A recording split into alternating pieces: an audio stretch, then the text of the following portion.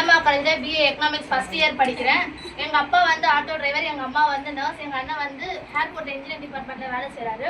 நான் மட்டும் வீட்டில் காலேஜ் போயிட்டு வரும்போது இவங்களுக்கு நான் எப்படி ஒரு பாரமாக இருக்கக்கூடாதுன்னு நினச்சிருந்தேன். நான் வீட்டில் போய் கேட்பேன், நான் வேலைக்கு போட்டேன் அப்படின்ட்டு. எங்கள் அப்பா ஒரே வார்த்தை, நீ போகக்கூடாது, நீ போனேன்னா உனக்கு துணி கடையிலையோ இல்லை பாத்திரம் கடையிலையோ இந்த மாதிரி வேலை தான் கிடைக்கும், அது வந்து எனக்கு கௌரவ குறைச்சலாயிடும், நீ போகக்கூடாதுன்னு சொன்னாங்க.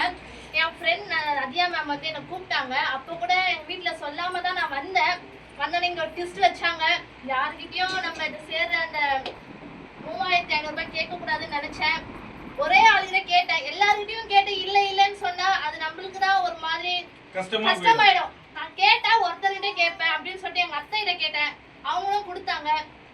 நெக்ஸ்ட் இன்னொரு ஐடி பிளானுக்கு யார்கிட்ட கேட்குறதே தெரியல. அதே இதுதான் மற்ற ஃப்ரெண்ட்ஸ் கிட்ட கேட்டாலோ இல்லைன்னு சொல்லிட்டா நம்மளுக்கு ஒரு மாதிரி ஆயிடுமே.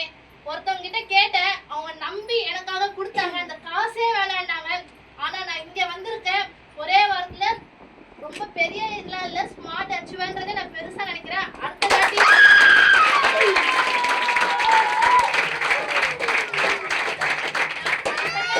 நினைக்கிறேன். ஆனா நான் இப்ப ஏறணும்னு நினைக்கிறது டைமண்ட்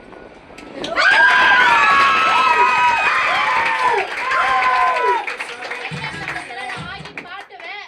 நான் இப்பயும் சொல்ல, குரு சார் இன்னைக்கு காலைல கூட கேட்டாரு, உனக்கு கீழே வரவங்க யார் மாதிரி இருக்கணும்னு கேட்டாங்க. நான் எனக்கு கீழே வரவங்க உமா மேம் மாதிரி இருக்கணும், நான் ஜெயா மேம் மாதிரி இருக்கணும்னு சொன்னேன்.